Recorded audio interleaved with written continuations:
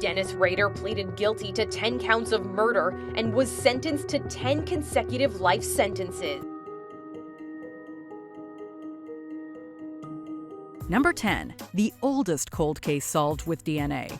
In June of 2021, a cold case from 1956 was finally solved. This 65-year gap makes it the oldest American cold case ever solved with the use of DNA. In January 1956, teenage couple Dwayne Bogle and Patricia Kalitsky were found dead.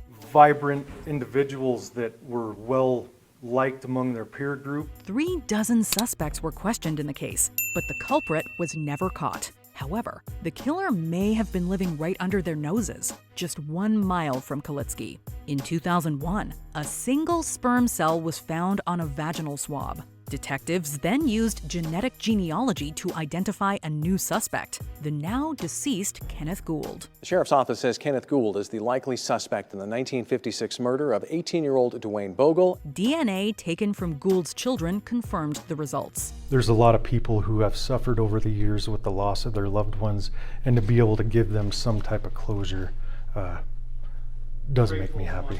Number 9, beer can DNA. In the winter of 1996, the manager of Orlando's Lil Champ food store was found dead. The man, Terrence Paquette, had been stabbed to death. It was a very gruesome, violent scene. The case went unsolved for decades, until the Orange County Sheriff's Office opened a cold case unit in the late 2010s.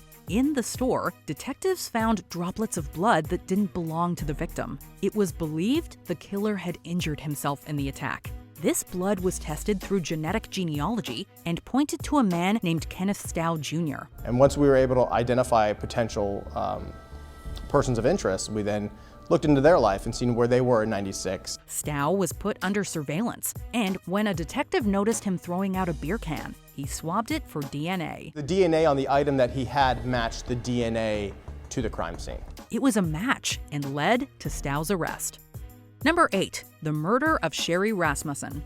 Recent university graduate Sherri Rasmussen was hoping to become a critical care nurse. Instead, she was killed in February of 1986. 29-year-old newlywed beaten and gunned down in her own home. After police found her body in her apartment, they concluded there had been a botched burglary. But Rasmussen's father wasn't convinced, suspecting LAPD officer Stephanie Lazarus, the former lover of Rasmussen's husband. Police were dismissive, telling him he watched too much television. But decades later, in 2009, other detectives revisited the case and covertly collected DNA evidence from a cup that Lazarus had discarded.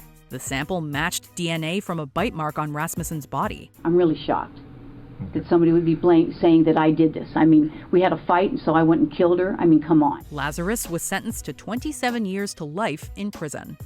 Number 7, the killing of Patricia Beard. In July of 2013, Denver police solved its 100th DNA cold case. The case was that of 32-year-old Patricia Beard, who was found dead in her apartment back in 1981. Investigators realized that the killer had climbed a pipe and entered Beard's apartment through the window. The apartment was swabbed for DNA, but the case quickly went cold. Decades later, a man named Hector Bencomo Hinojos was arrested and sent to federal prison in Pennsylvania. As is custom, a DNA sample was taken from the prisoner and fed into the federal database. It matched the DNA found at the Beard crime scene, and the defeated Bencomo Hinojos pled guilty to her murder. Number 6, the Seattle slaying. This killer almost got away with it. Back in January of 1972, Samuel Evans broke into the home of Jackson and Daisy Schlee, killed Jackson and assaulted Daisy. I didn't kill anybody, but being involved just is enough. Daisy survived the attack but died in 2007 without seeing justice done. 2 years later, the 73-year-old Evans was released from prison on unrelated charges. When he moved to Washington State, he was required to give a DNA sample as a registered sex offender. It matched the DNA taken from Daisy's clothing. So back into handcuffs Evans went. The judge sentenced Evans to a maximum of 20 years. Decades after the crime, he was formally charged in the case. Do you have any... You go on about your business. All right, do you have anything else to say? Yeah, go on about your business. Number 5, the murder of Crystal Beslanowicz.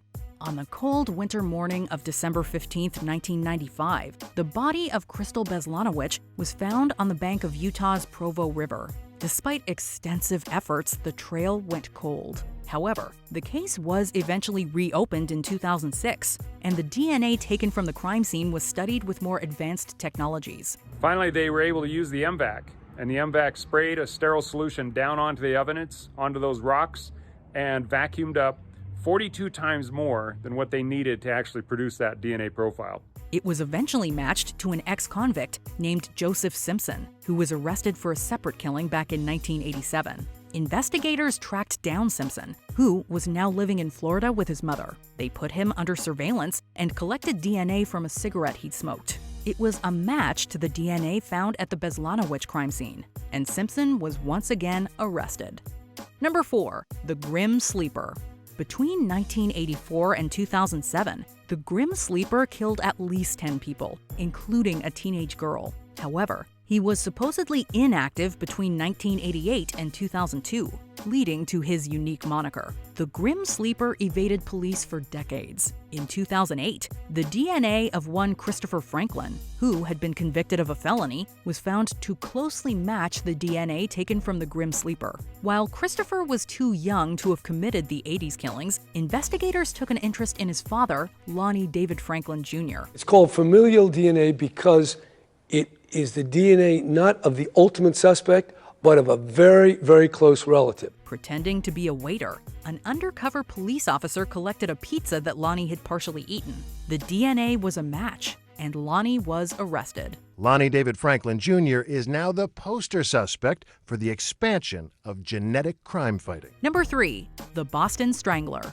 This notorious case terrorized the East Coast of the United States. Between 1962 and 64, 13 women were killed in the Boston area. Many were strangled with a nylon stocking. The crimes were eventually attributed to a man named Albert DeSalvo, who confessed and recounted many details that had been kept from the public. A man did confess to the string of killings back in the 1960s, but he was never convicted. He was imprisoned for life, but the veracity of his confession has been debated. News reports from that time suggested because there were so many different victims, DeSalvo may not have been the only strangler. In 2013, however, investigators took DNA from DeSalvo's living nephew. It closely matched DNA found at one of the crime scenes. DeSalvo's body was subsequently exhumed, and his DNA was found to be an exact match. But advances in forensic science have now tied DeSalvo to the Strangler's final victim, 19-year-old Mary Sullivan. Number 2. BTK.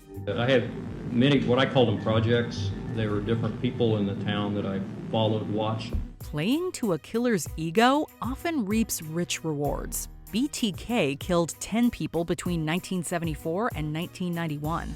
The case became notorious for both the number of victims and because the killer sent taunting letters to the media, bragging about his crimes. He even suggested they use the nickname BTK. However, the case went cold after 91, and BTK probably would have gotten away with it if he didn't get cocky. In 2004, he again began communicating with the media. BTK asked the police if a floppy disk could be traced, and when they encouraged him to send one in, he did so. Investigators found metadata on the disk linking it to one Dennis Rader. DNA taken from Rader's daughter closely matched the DNA taken from a crime scene, and Rader was arrested. He is currently serving life in prison. Dennis Rader pleaded guilty to 10 counts of murder and was sentenced to 10 consecutive life sentences. Number 1. The Golden State Killer. He is evil beyond comprehension. One of California's most notorious criminals, the Golden State Killer killed at least 13 people between 1974 and 1986. He also committed dozens of sexual assaults and 120 home invasions. The case went cold for decades, until investigators fed the killer's DNA into a family genetics website. By building family trees, they were able to trace the DNA to an elderly man named Joseph D'Angelo. DNA was taken from the door handle of D'Angelo's car and a tissue he had thrown out. It was a direct match to the Golden State Killer, and D'Angelo was finally arrested. You admit that special circumstance to murder in the first degree? I admit. On August 21, 2020, shortly before D'Angelo turned 75, he was sentenced to life in prison. It must have given you some pleasure. Yes, I feel there's closure. I know where he is now. I've taken pictures of this building. I know where he is, and hopefully he'll stay here till the day he dies.